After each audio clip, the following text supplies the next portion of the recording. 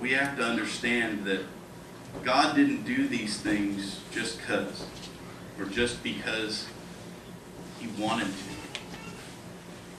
God did everything he did because he loves you. He loves you more than you can ask, think, or imagine. He loves you more than you can even understand why.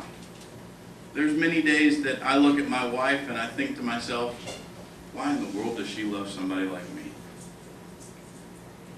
And it's that husband-wife relationship that God has instated. There's no good reason for it. We both come from different backgrounds. We both come from different places. But God formed us, united us, and said, you're never going to be apart again. We can't understand all of that. We just have to embrace it and follow his leading. But he calls us his bride. He says that we're his bride. And that same relationship that I have with my wife, that is a symbol of his relationship with us. As my wife and I are unified together under the canopy of God, so he's unified with me and you. He's taken those strings that shouldn't work together, that shouldn't be able to be tied together, and he tied them together.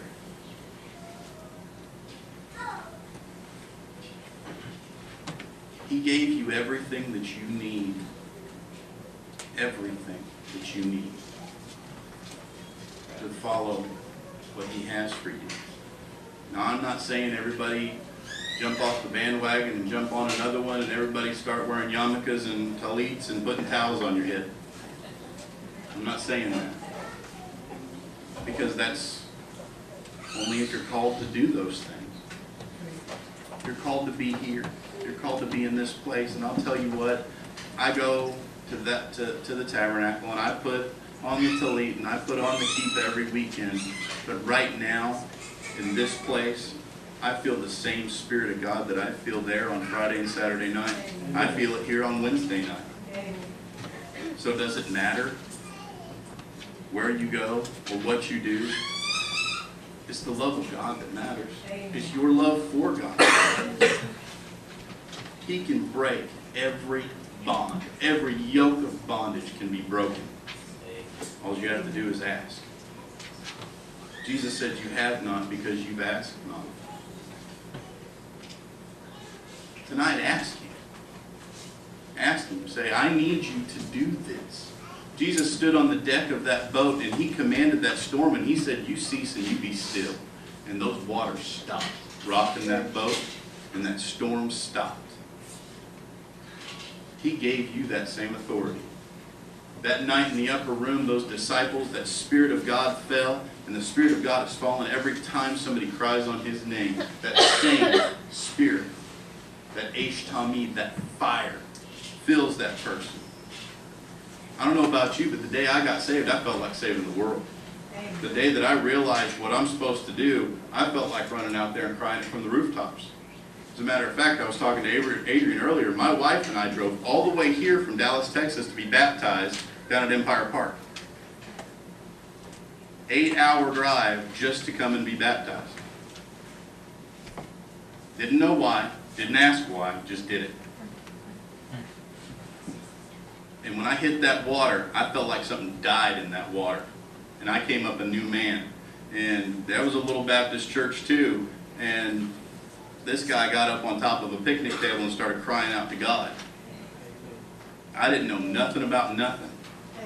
But I knew that he deserved my praises. I knew I needed to cry out to him because that old man died in that water and that new man rose.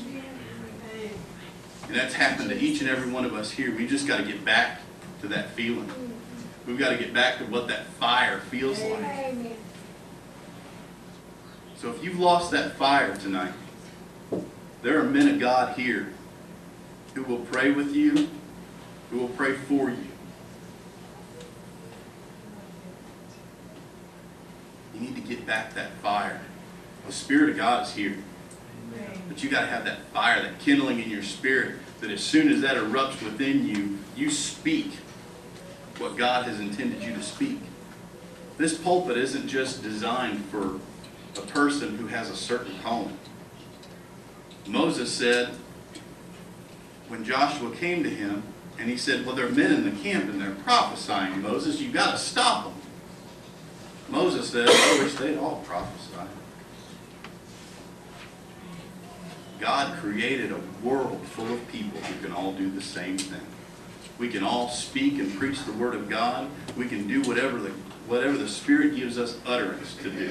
The same thing He did in that upper room, He can do right here tonight. So I'm going to open up for, if you need these men of God to pray for you, then don't be afraid to ask. Jesus said you have not because you've asked not.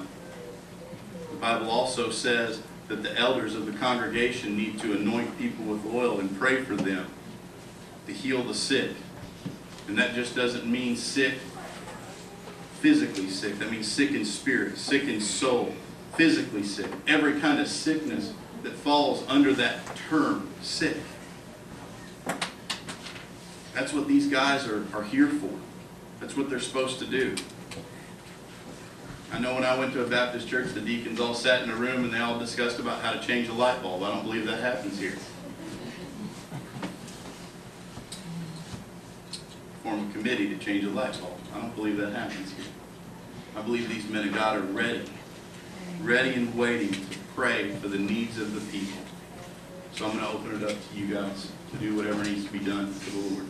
Thank you for having me again.